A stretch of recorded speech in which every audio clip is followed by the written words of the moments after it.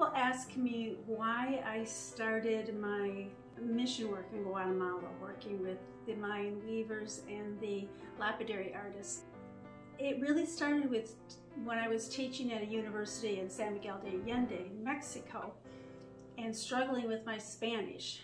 So at the end of the semester, I found myself in Antigua, Guatemala, studying, and thought I'd only be there for the year.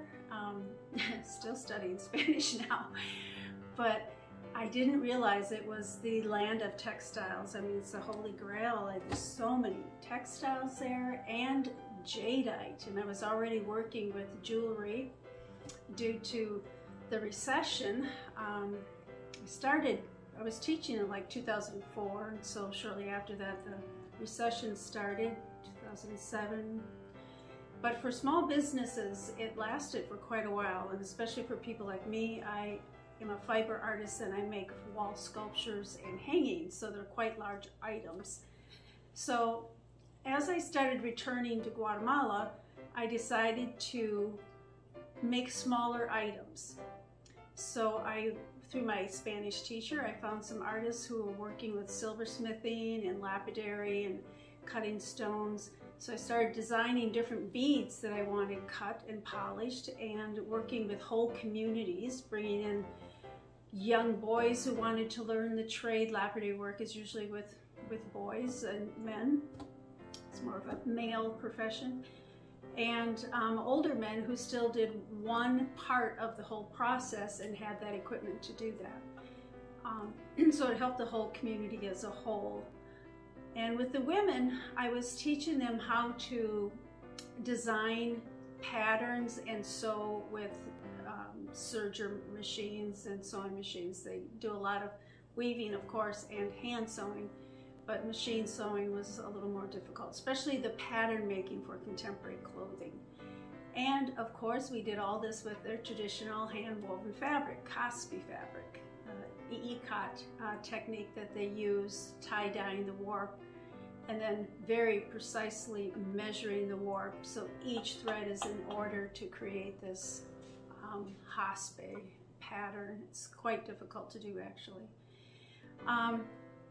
So as this progressed along, I realized that really what we were doing for each other was creating revenue through the arts, and that's the project that I started and continued with until just this year. 2003 is my last year. It also was a fair trade, and for that reason everyone got a higher wage, and so I brought all of the jackets and jewelry back here. Well, actually most of the jewelry I made here. It was just the beads that I brought back, and was able to sell it for a higher price, and which allowed us to continue the project, cover expenses, and give a higher wage to all the artisans working. Much of my time was volunteer time, but it did give me the opportunity to have this wonderful opportunity working with so many different artisans and spending time in Guatemala. So it was great. I'm a fiber artist, as I said, so I am now wanting to really focus on just my work, getting back, and I'm now getting a lot of, for let's say the last 10 years, quite a few commissions, so I'm primarily focusing on that. So I encourage you to support this project that is now ending. We have the jackets and the jewelry on sale. The jadeite makes beautiful Christmas gifts. All this goes right back to the artisans. This is not profit for me.